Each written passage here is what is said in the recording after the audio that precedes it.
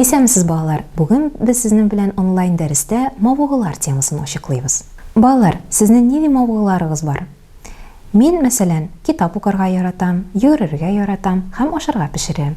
Мавыгылар темасын ачыклар өчен буш вакыт турында сөйләшеп китәргә кирәк. Шундый көнчыгыш мәкале бар. Иң узын сәяхәт беренче кечкенә адымнан башлана. Мөһим адымыбызны синең белән бергәләп ясыйк. Эшләргә дә, ял итәргә дә, яраткан эшебез белән шөгыльләнергә дә өлгерер өчен вакытыбызны дөрес бүләргә өйрәник. Кызганыч, моны һәркем булдыра алмый. Вакытны дөрес бүлү өчен иң башта кайсы эшләреңнең мәҗбүри икәнен ачыкла. Беренчедән, бу уку. Икенчедән, бу мәктәпкә һәм өйдә үз вазифаларыңны башкару. Буш вакыт һәм физкультура белән шөгыльләнү. Кайбер фантастлар киләчәк кешесен зур башлы һәм физик яктан үсеш алмаган гәүдәле итеп сүрәтлиләр. Алар моны булай аңлата: киләчәктә барлык физик хезмәтне кеше урынына төрле машиналар, механизмнар башкарачак. Кешегә акыл хезмәте генә калачак.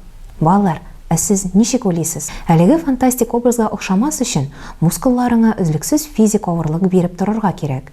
Физик күнегүләр ясарга, физик эш һәм спорт белән шөгыльләнергә, күбрәк хәрәкәтләнергә, акыл хезмәте белән шөгыльләнүчеләр бакчада, кырда, дача участогында эшләнүле тикмәгә генә ял дип исәпләмиләр.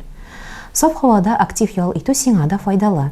Уку дәресләре бер үк төрле позада утырырга мәҗбүр итә, ә бу мускулларны аерым бер төркемен ялыктыра. Аларның киеренкелеген ымшытырга кирәк. Моңа хәрәкәт белән генә ирешергә була. Телевизор, компьютер, телефон һәм аны буш вакытыбызга йогынтысы. Беркемдә телевизор, компьютер һәм заманча кесә телефонын кеше акылының бөек казанышлары булуы белән бәхәсләшә алмый. Өйдән чыкмыйча гына дөньяда нинди вакыйгалар баруын белергә, иксез-чиксез бозылыкларны һәм шүлләрне, ыргылып агучы шарлавыкларны һәм серле мәгарәләрне, сәер хайваннарны һәм кошларны күрергә, шулай ук таныш һәм таныш булмаган кешеләр белән аралашырга була. Дөрес экранга көнгә 2 сәгатьтән артык карап утырырга ярамый. Юкса ул сәламәтлегеңә зыян салачак. Тавыштан һәм төрле мәгълүматтан баш мие талчыга, күз күреме дә арый. Башка шөгыльләргә дә вакыт калмый. Шуңа күрә компьютер артында кайсы көннәрдә һәм күпме вакыт утырачагыңны да алдан планлаштыр. Анда син нәрсә эшләргә уйлыйсың?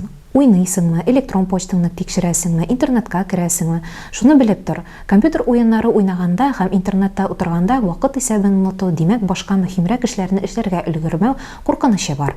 Ә хәзер балалар, хобби турында сөйләшеп китик. Сезнең хоббиегыз бармы? Һәм нигә ул кирәк? Әгәр нинди дә булса шөгыль кешенең мавыгуына әйләнсә һәм ул аңа күп вакытын багышларга теләсә, шул шөгыль хакына башка нәрсәдән ваз кичәргә дә әзер булса, моның аның хобби дип әйтергә була.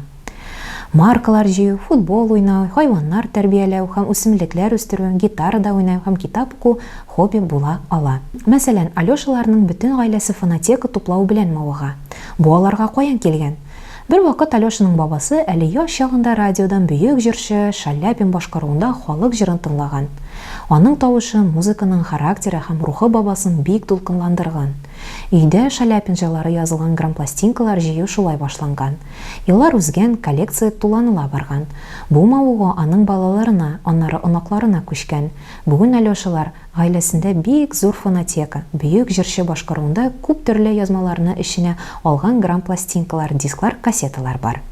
Балалар, бүген без сезнең белән мавыгылар һәм хобби темасын үттек. Дәресебезнең теория өлеше тәмам. Киләсе очрашуларга кадәр.